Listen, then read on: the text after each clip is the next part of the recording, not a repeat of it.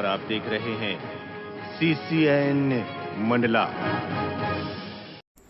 Collector doctor सलोनी श्रीजाना ने कहा कि राजस्व अधिकारी अपने दायित्वों का निर्वहन पूरी गंभीरता से करें, कोर वर्क पर फोकस करें तथा कार्य की प्रगति के आधार पर प्राथमिकताएं तय करें। उन्होंने कहा कि राहत संबंधित कार्यों में पूरी संवेदनशीलता और तीव्रता के कार्य करें। राजस्व न्यायालयों में लंबित प्रकरणों को निर्धारित समयावधि में निराकृत करें। कलेक्टर ने निर्देशित किया कि राजस्व संबंधित मामलों में पूरी गंभीरता के साथ समय पर प्रतिवेदन प्रस्तुत करें। कलेक्टर ने कोर्ट में प्रस्तुत किए जाने वाले प्रतिवेदनों के लिए SDM व्यक्तिगत रूप से जिम्मेदार हैं। उन्होंने कहा कि नामांतरण, सीमांकन और बंटवारा आदि के प्रकरणों का समय पर निराकरण करें। अधिक समय से लंबित प्रकरणों का प्राथमिकता प्रदान करें। सीमांकन के कार्यों में नियमानुसार रोवर अथवा TSM मशीन का उपयोग करें। त्रुटि सुधार के प्रकरणों में सर्वोच्च प्राथमिकता से निराकृत कर राजस्व वसूली के लक्ष्य की पूर्ति करें। उन्होंने न्यायालयीन प्रकरणों में जवाब प्रस्तुत करने के संबंध में आवश्यक निर्देश दिए। बैठक में कलेक्टर ने स्वामित्व योजना, समग्र EKYC, गिरदावरी आदि के संबंध में भी चर्चा करते हुए आवश्यक निर्देश दिए। कलेक्टर ने निर्देशित किया कि समस्त SDM अपने अधीनस्थ कोर्ट के निरीक्षण करते हुए प्रकरणों के निराकरण में प्रगति लाने का प्रयास करें, अपने स्तर की समीक्षा करें, बंटवारा एवं सीमांकन आदि की रिपोर्ट मौके पर जाकर ही तैयार करें। कृषि एवं संबंधित विभागों की बैठक में कलेक्टर ने निर्देशित किया कि किसानों को स्थानीय परिस्थितियों के अनुरूप फसल का चयन हेतु प्रेरित करें। ऐसी फसलों का चयन करें जिसमें पानी की आवश्यकता कम पड़ती है। कृषि का रकबा एवं उत्पादन बढ़ाने के लिए विस्तृत कार्य योजना की तैयार करें। रागी, कोदो, कुटकी एवं चिया फसल को प्रोत्साहित करें। उन्होंने खाद और बीज की उपलब्धता की समीक्षा करते हुए आवश्यक निर्देश दिए। कलेक्टर ने संबंधित विभाग के अधिकारियों की निर्देशित किया कि पशुओं के टीकाकरण की कार्रवाई लगातार जारी रखें। कुक्कुट, बकरी एवं शुकर पालन आदि के लक्ष्य की पूर्ति सुनिश्चित करें। फलों के उत्पादन एवं व्यावसायिक रूप से प्रदान करें। मत्स्योत्पादन बढ़ाएं। अमृत सरोवरों में भी मछली का पालन करें। बैठक में कलेक्टर ने सहकारिता विभाग द्वारा संचालित योजनाओं तथा बैंकों के वित्तीय स्थिति की भी विस्तार से समीक्षा की। मेडिकल कॉलेज के निर्माण कार्यों का कैबिनेट मंत्री श्रीमती संपतिया उइके ने लिया जायजा, दिए आवश्यक दिशा निर्देश। मंडला में मेडिकल कॉलेज के चल रहे निर्माण कार्यों का कैबिनेट मंत्री श्रीमती संपतिया उइके ने किया औचक निरीक्षण। निर्माण कार्यों की प्रगति पर तथा गुणवत्ता पर कार्यरत इंजीनियर से जानकारी ली। निर्माण कार्यों में उपयोग मटेरियल का भी उन्होंने जायजा लिया। निश्चित समय अवधि में कार्य को पूर्ण कराने के लिए निर्देश दिए। नक्शे के हिसाब से देखा काम। मंत्री के निर्माण कार्यों में लगी मशीनों का भी लिया जायजा। अधिकारियों को दिए आवश्यक दिशा निर्देश। ग्राम आमानाला में बनाया जा रहा है मेडिकल कॉलेज। उन्होंने बड़े ध्यान से बन रहे कॉलेज का नक्शा देखा और उसके लिए आवश्यक दिशा निर्देश इंजीनियर्स तथा जिम्मेदारों को निर्देश दिए।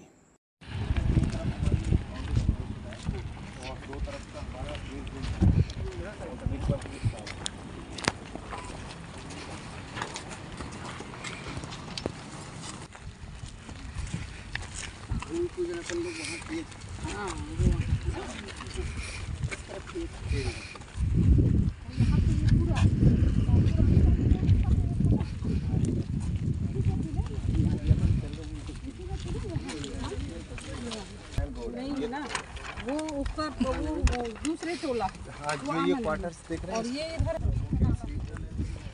नाला आ जाता है तो ब्लॉक हो जाता है।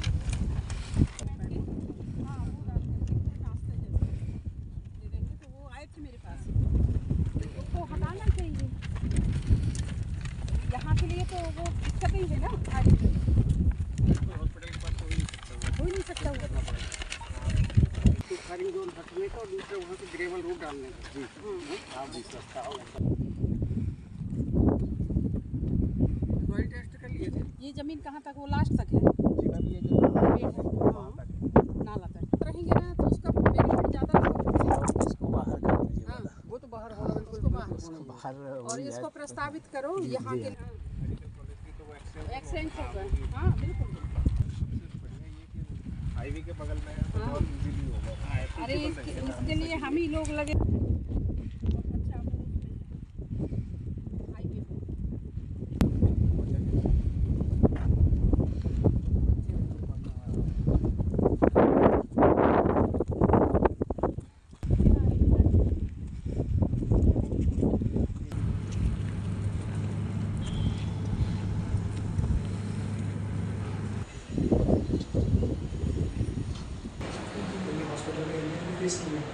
और इसके अलावा आपके पास मेडिकल कॉलेज जी है, जहाँ बैठी है वो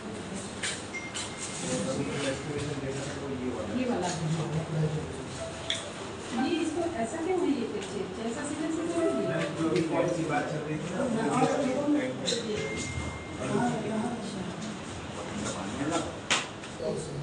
अपन चाहें तो उसको स्पोर्ट फैसिलिटी के लिए यूज़ करते हैं। आज की डेट में ये नाला है इससे।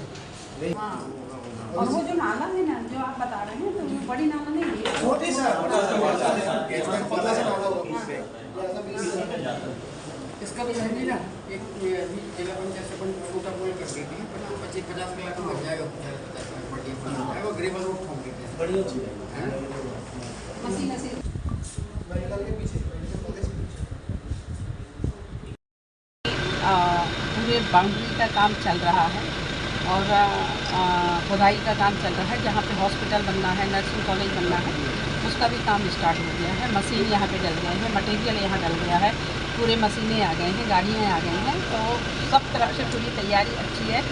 और जिस तरीके से कम समय में आप लोगों का प्रोग्रेस अच्छा है, रात दिन से काम लगा हुआ है, तो निश्चित ही बहुत जल्दी जिस तरीके से इनका मैंने अपनी ड्राइंग देखी, पूरा उसमें एक एक बिंदु है।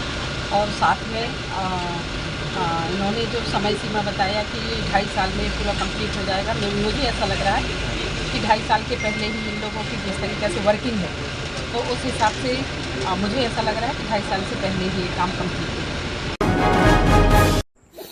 अंजनिया प्रबंध संचालक जिला वनोपज यूनियन पूर्व सामान्य मंडला के अंतर्गत परिक्षेत्र जगमंडल अंजनिया में संचालित प्रधानमंत्री वन धन विकास केंद्र अंजनिया में शामिल स्व सहायता समूह के सदस्यों के द्वारा जंगलों में वनी शहद संग्रहण करके वन धन विकास केंद्र अंजनिया में हनी प्रोसेसिंग मशीन की शहद प्रोसेस किया जाकर विक्रय किया जा रहा है। स्व सहायता समूह के सदस्यों और आजीविका का उत्तम साधन है वनी शहद। वनवासियों द्वारा नई तकनीकी से संग्रहित किए जा रहे शहद का स्वाद कान्हा नेशनल पार्क में विदेशों से आने वाले सैलानी भी चख रहे हैं।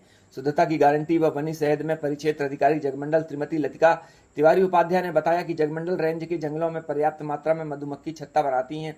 इन छत्ताओं में शहद निकालने का कार्य करने वाले सदस्यों को प्रशिक्षण दिया जाता है। प्रशिक्षित होने के से सदस्यों को मधुमक्खी के छत्ताओं से शहद निकालने में कोई परेशानी नहीं होती है।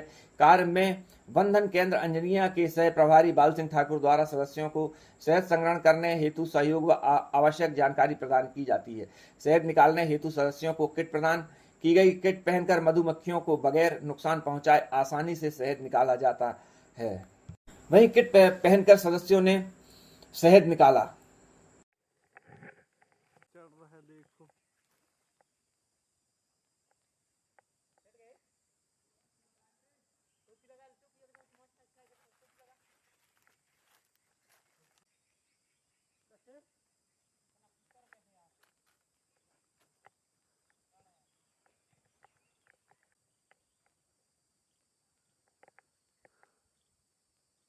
नहीं यार, ऐसे ले यार, ऐसे बना भी ले आओ आओ आओ क्या ले लो।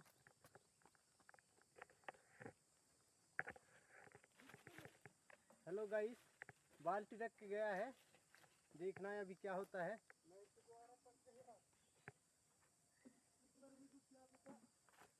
ये बाल्टी बांध रही से देखना।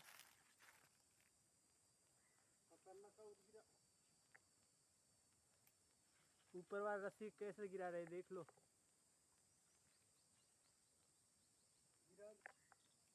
देखो ऐसा है, मैं ऐसा बांध रही ने।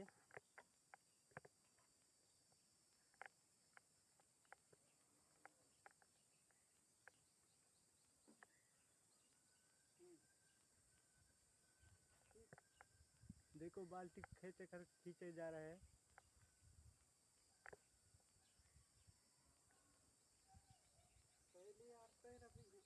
ऐसा कर खींचे जा रहे, देख लो।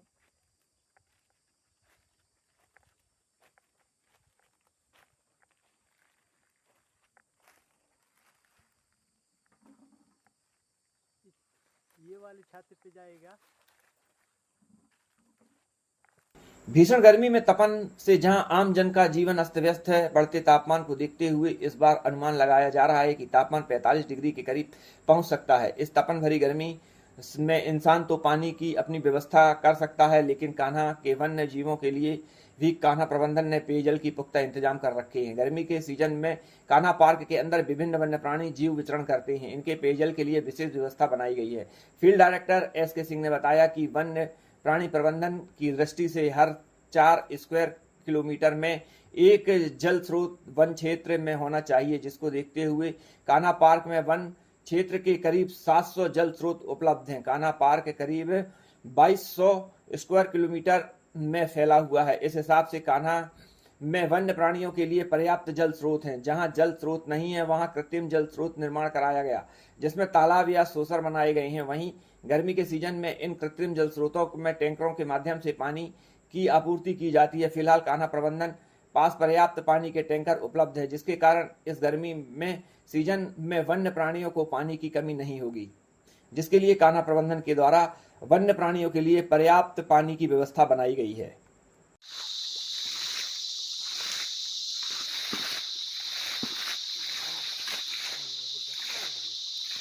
हमारे वन प्राणी प्रबंधन की दृष्टि से हर 4 स्क्वायर किलोमीटर में एक जल स्रोत तो वन प्राणियों के लिए होना चाहिए।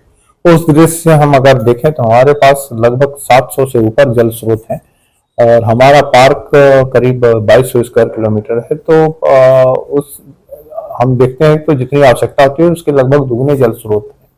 लेकिन कुछ जगहों पे ऐसा होता है जहाँ पे किसी प्रकार का प्राकृतिक जल स्रोत नहीं हो पाता है, तो वहाँ पे हम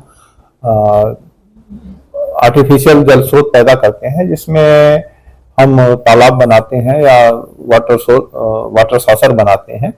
तालाब में अगर पानी गर्मी के दिनों में कम हो जाता है तो वहां पर हम टैंकर के माध्यम से पानी भरते हैं, जिससे उपलब्धता बनी रहे। वर्ष 2024 की ग्रीष्म ऋतु में अभी तक हमें कोई दिक्कत नहीं आ रही है और जैसा कि पिछले मार्च और अप्रैल में मौसम भी ठंडा था, इसलिए कोई पानी की कमी नहीं देखी गई है। आगामी दिनों में हम देखते हैं अगर मौसम विपरीत होता है तो उसके लिए वैकल्पिक व्यवस्था हमारी तैयार की गई है और टैंकर हमारे पास पर्याप्त उपलब्ध है, जिससे हम जल स्रोतों में पानी दे सकें। साफ सफाई का उद्देश्य होता है कि गर्मियों में जल स्रोत सिकुड़ जाते हैं जिनमें पानी की जरूरत, पानी कम हो जाता है और इसके साथ ही मार्च और अप्रैल में पत्ते गिरते हैं जंगलों में, तो जंगलों के पत्ते गिरने से पानी में पड़ते हैं तो वो सड़ते हैं, तो उनको साफ सफाई किया जाता है। और साथ ही छोटी जो जल संरचनाएं होती हैं उसमें कभी कभी दिक्कत होती है कि कुछ असामाजिक तत्व उसमें जहर खुरानी का भी काम करते हैं, तो उनकी भी चेकिंग हो जाती है। प्रदेश की कैबिनेट एवं पीएचई विभाग की मंत्री श्रीमती संपतिया उइके ने जिला अस्पताल का निरीक्षण किया। रामनगर में साप्ताहिक बाजार के दौरान एक पीपल का पेड़ गिरा था, जिसमें 2 लोग काल के गाल में समा गए थे। बाजार का दिन था, जहां भीड़ भाड़ अधिक थी, तो वहीं 30 से 40 लोग गंभीर रूप से घायल भी हुए थे। जानकारी लगने के बाद पीएचई मंत्री श्रीमती संपतिया उइके जिला अस्पताल पहुंची, जहां उन्होंने घायलों का हाल चाल जाना। इस दौरान श्रीमती संपतिया उइके ने कहा कि मुख्यमंत्री के द्वारा मृतक के परिजनों को 4 लाख रुपए सहायता राशि एवं घायलों को रोगी कल्याण समिति से 50,000 की सहायता राशि दी जाएगी। जल्द ही उनके खातों में पैसे डाल दिए जाएंगे। साथ ही उन्होंने हर संभव मदद की बात भी कही। वहीं उन्होंने घायल हुए लोगों से भी बात की व अस्पताल प्रबंधन से भी उन्होंने कहा कि मरीजों को किसी भी प्रकार की कोई कमी न होने पाए तथा उनका समुचित इलाज हो। वहीं कैबिनेट मंत्री श्रीमती संपतिया उइके ने जो लोग जबलपुर रेफर किए गए थे उनके विषय में भी जानकारी ली। एक बार फिर से दिखवा, ठीक है, और अच्छे से इलाज हो जाएगा। ये बोतल लग गई है, लेकिन इसके कारण खाना ना खाए, चिंता मत कर, ठीक हो जाएगा बिल्कुल। तो चिंता कर रहा है ना, देखेगा मत कर चिंता। ये फिर से एक बार एक्सरा कर और एक्सरा होने के बाद यदि हो तो लगा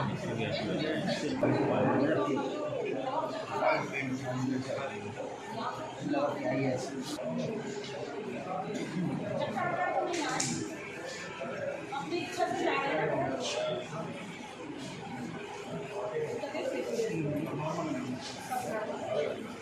दवाई गोली इनको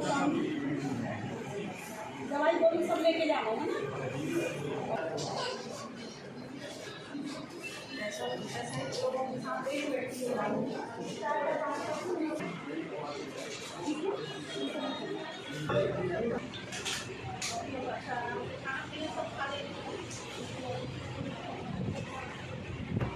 इंजेक्शन वगैरह लगे, दर्द का भी कम है,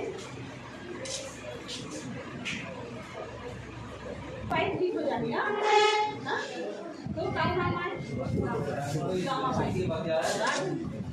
जिस तरह से जो रामनगर की घटना अभी 2 दिन पहले हुई थी, उस घटना के तहत पे 2 लोगों की मृत्यु हुई। उनकी आत्मा और उनकी श्रद्धांजलि करती हूँ। पर जिस तरीके से ये घटना हुई, वाकई में एक बहुत ही दिल दहला देने वाली घटना, जो कि गांव में बाजार को बड़ा महत्व देते हैं और एक सप्ताह में पूरे सब्जी भाजी और सामान लेकर के, नमक मिर्ची लेकर के लोग जाते हैं। रामनगर के उस दिन जो बाजार हाट में जब लोग आए और पत्थर गिरे और ऐसी आंधी तूफान चली और अचानक जो बहुत बड़ा पेड़ था, वो पेड़ ऐसे फट गया और लोगों के ऊपर गिरा, जिससे 2 लोगों की मृत्यु हुई, 40 लोग घायल हुए। और आज मैं यहाँ पे आकर के देख रही हूँ कि प्रशासन की ओर से जो ज्यादा गंभीर थे उनको मेडिकल कॉलेज में रेफर कर दिया गया है और जो और ज्यादा गंभीर थे उनको नागपुर में रेफर किया गया है उनके स्वेच्छानुसार। और जो लोग हैं, कुछ लोगों को घर वापस रेफर आज ही हुए हैं कुछ लोग, और बाकी लोग अभी उनका ट्रीटमेंट अच्छे से चल रहा है। प्रशासन पूरी तरह से और यहाँ पे डॉक्टर्स की सबकी अच्छी सेवाएं दे रही हैं। और हमारे बीच में सभी जनप्रतिनिधि, मीडिया के बंधु और हमारे सभी सामाजिक संगठन में जुड़े हुए सभी लोग आकर के देख रहे होंगे। और जिस तरीके से मैंने उनसे एक से मिली, उसमें सबसे ज्यादा दमज की बात आई। जो पेड़ ऊपर से गिरा तो लोग एक तो घबरा गए और आधे से ज्यादा लोगों की रीढ़ की हड्डी में प्रॉब्लम है और जिसके कारण से लोग बहुत बेचैन है। तो निश्चित ही एक बहुत बड़ी घटना हुई है। और जिस तरह से माननीय मुख्यमंत्री जी से बात होने के बाद माननीय मुख्यमंत्री जी ने कहा कि जो हमारे 2 लोगों की मृत्यु हुई उनमें 4-4 लाख रुपया देने का ऐसा प्रावधान, और जिला प्रशासन की ओर से रोगी कल्याण की तरफ से भी उनको राहत राशि देने का काम किया गया है। और जो गंभीर है उनको भी माननीय मुख्यमंत्री जी ने 50-50 हजार रुपए देने का ऐसा प्रावधान रखा है। और बहुत जल्दी आज या कल तक उनको वो राशि मिल जाएगी। और प्रशासन की ओर से भी लगातार खुद कलेक्टर मैडम भी लगातार निगरानी कर रही है। और मैं उनकी उज्जवल भविष्य की कामना करती हूँ और सब लोग स्वस्थ हों, ऐसे मां नर्मदा से प्रार्थना करती हूँ। नेशनल लोक अदालत का आयोजन राष्ट्रीय विधिक सेवा प्राधिकरण नई दिल्ली एवं मध्य प्रदेश विधिक सेवा प्राधिकरण जबलपुर के निर्देशन में संपूर्ण प्रदेश एवं उच्च न्यायालय स्तर पर समस्त जिला एवं तहसील मुख्यालयों में नेशनल लोक अदालत का आयोजन किया जाता है। इसी तारतम्य में मंडला न्यायालय परिसर में भी नेशनल लोक अदालत के विषय में जानकारी दी गई। बता दें, जानकारी माननीय सचिव महोदय श्री प्रवीण कुमार सिन्हा ने दी। कल दिनांक 11/5/2024 को नेशनल लोक अदालत का आयोजन किया गया है, जिसमें मंडला जिला न्यायालय में खंडपीठों का गठन किया गया है और राजीनामा योग्य जितने भी प्रकरण हैं उसमें रखे जाएंगे। न्यायालयों के द्वारा 603 प्रकरण रेफर किए गए हैं तथा प्री लिटिगेशन के 4046 प्रकरण भी रखे गए हैं, जो कि लोक अदालत में राजीनामा योग्य सारे प्रकरणों का निराकरण करने का प्रयास किया जाएगा। इस ऐसे जो भी प्रकरण हो जिसमें पक्षकारगण राजीनामा के माध्यम से उपस्थित होकर राजीनामा करना चाहते हैं, तो वो कल उपस्थित हो जाएंगे, तो उनके प्रकरणों को भी खंडपीठों में लिया जा सकता है। इसके अतिरिक्त जितने भी तहसील न्यायालय हैं वहां भी खंडपीठों का गठन किया गया है, निवास, बिछिया, नैनपुर में, तथा वहां भी प्रकरण रेफर किए गए हैं न्यायालयों के द्वारा और सभी राजीनामा प्रकरण का निराकरण करने का प्रयास किया जाएगा। लोक अदालत में ऐसे सारे प्रकरण जिसमें दोनों पक्षकार राजीनामा योग्य प्रकरण है उसका निराकरण किया जाता है। अन्य जब अदालतें लगती है उसमें विचारण चलता है और विचारण के माध्यम से निराकरण किया जाता है। इसके अतिरिक्त जैसे एमएससीटी के मामले रखे जाते हैं तो उसमें राजीनामा के माध्यम से एक बीच का रास्ता, जैसे कंपनी आती है और उसमें इंटरेस्ट को छूट उसको प्रदान करती है, और जो राजीनामा में आपका प्रकरण का निराकरण होगा उसमें अवार्ड पारित होकर यथाशीघ्र उसका भुगतान भी हो जाता है, और राजीनामा में जो प्रकरण का निराकरण होता है उसका अपील नहीं होती है, ये फाइनल हो जाता है यहीं से। दोनों पक्षकारों का आगे से सारा प्रकरण और जितने भी खर्च है उससे बचने का एक अच्छा प्रयास है, और इसमें प्रयास करना चाहिए कि उसमें उपस्थित होकर भाग लें। सर, आपका पूरा परिचय? मैं प्रवीण कुमार सिन्हा, सचिव विधिक सेवा प्राधिकरण मंडला। भगवान परशुराम का प्रकट उत्सव बड़ी ही धूमधाम के साथ मनाया गया, जिसके चलते विप्र बंधुओं द्वारा वाहन रैली व शोभा यात्रा का आयोजन किया गया, जो कि शहर के प्रमुख मार्गों से रैली निकाली गई। जैसे ही भगवान परशुराम की शोभा यात्रा सिविल लाइन नेहरू स्मारक पहुंची, कैबिनेट मंत्री श्रीमती संपतिया उइके ने अपने आवास के सामने शोभा यात्रा का स्वागत किया।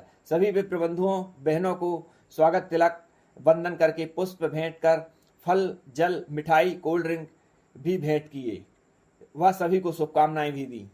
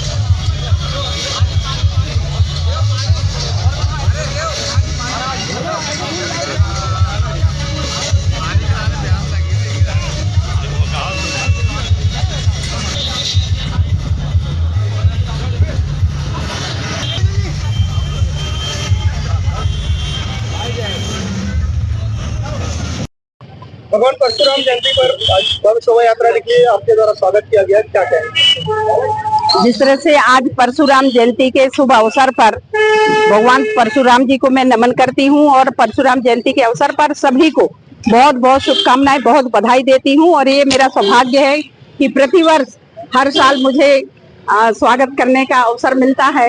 और जिस तरीके से माननीय ब्राह्मण समाज के सम्मानीय अध्यक्ष आदरणीय आकाश दीक्षित के नेतृत्व में पूरे ब्राह्मण समाज की बहुत बड़ी रैली हर साल निकलती है, वाकई में मैं उनको भी बहुत बहुत बधाई देती हूँ, धन्यवाद देती हूँ।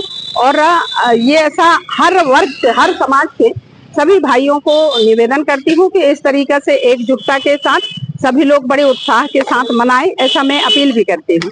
Thank you. पर किए गए शुभ कार्यों का क्षय नहीं होता है और ये शुभ कार्यों का फल कई गुना मिलता है। बगैर मुहूर्त देखे विवाह कर दिए जाते हैं, जिसे अक्ति पर्व भी कहा जाता है। अक्ति पर्व को मिट्टी के बने गुड्डे गुड़ियों का विवाह का विधान है। वहीं बाल बच्चों कन्याओं द्वारा अपने घरों में गुड्डा गुड़ियों का विवाह रचाया जाता है। गुड्डे गुड़ियों की पूजा अर्चना की जाती है व विवाह की रस्में निभाई जाती हैं। आयोजन में घर के माता पिता बुजुर्ग भी शामिल होते हैं, जिसके चलते अक्षय तृतीया अक्ति की शाम से ही घर घर में मिट्टी के बने गुड्डे गुड़ियों के विवाह किए गए। बच्चों ने मिट्टी के बने गुड्डे गुड़ियों का विवाह रचाया व उनकी पूजा अर्चना कर प्रसाद भेंट किए।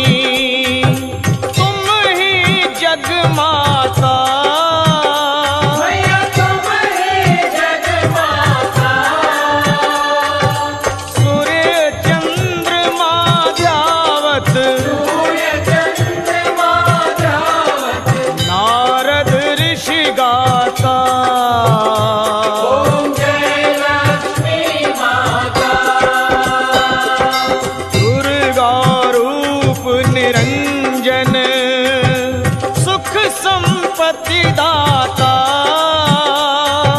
सुख संपत्ति दाता।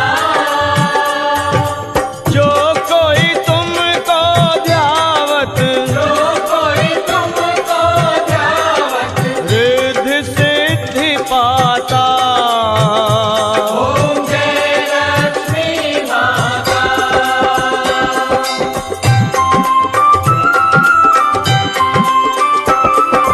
तुम पाताल निवासिनी, तुम ही शुभदाता, भैया तुम ही शुभदाता। कर्म प्रभाव प्रकाशिनी, कर्म प्रभाव प्रकाशिनी, भवनिधि की त्राता। ओम जय लक्ष्मी माता। माँ जिस घर में तुम रहती, सब सद्गुण आता, भैया सब सद्गुण आता। सब संभव हो जाता, सब संभव हो जाता, मन नहीं घबराता। ओम जय लक्ष्मी माता।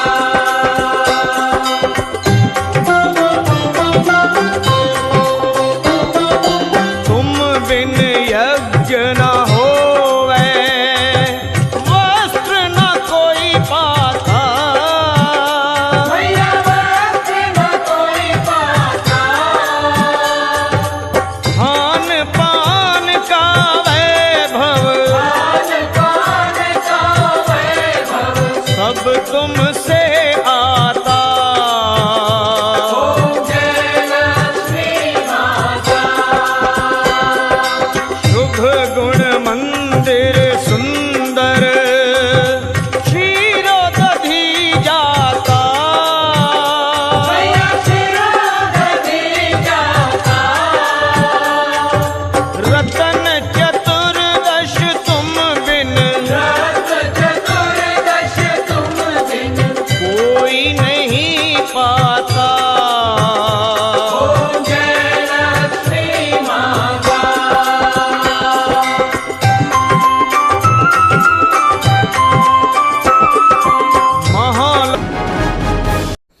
भगवान परशुराम का मनाया गया अवतरण दिवस। विप्र बंधुओं ने निकाली शोभा यात्रा। भगवान परशुराम का प्रकट उत्सव बड़ी ही धूमधाम के साथ मनाया गया। धूमधाम के साथ विप्र बंधुओं व बहनों ने वाहन रैली में शामिल हुई। धार्मिक मान्यता के अनुसार अक्षय तृतीया के दिन किए गए शुभ कार्यों का क्षय नहीं होता है, अर्थात शुभ कार्यों का फल कई गुना मिलता है। अक्षय तृतीया के दिन बगैर मुहूर्त देखे विवाह कर दिए जाते हैं। धार्मिक मान्यताओं के अनुसार अक्षय तृतीया के दिन ही भगवान विष्णु के अवतार कहे जाने वाले भगवान परशुराम का जन्म हुआ था। महेशमती सर्व ब्राह्मण सभा सहित अनेक संगठनों द्वारा भगवान परशुराम का प्रकट उत्सव बड़ी धूमधाम के साथ मनाया गया। जगह जगह पूजन, हवन सहित शोभा यात्रा, वाहन रैली आदि के आयोजन किए गए। मंडला में विप्र बंधुओं द्वारा भगवान परशुराम का जन्म उत्सव मनाया गया। शहर में शोभा यात्रा निकाली गई। मनमोहक नृत्य, आतिशबाजी के साथ शोभा यात्रा का जगह जगह स्वागत किया गया। वहीं नावघाट स्थित व जेलघाट तिराहे में भगवान परशुराम के मंदिर में हवन पूजन व महाप्रसादी का वितरण हुआ। अक्षय तृतीया परशुराम जयंती की शाम को भगवान परशुराम की महाआरती के आयोजन हुए तथा महाप्रसादी वितरण का भी आयोजन किया गया।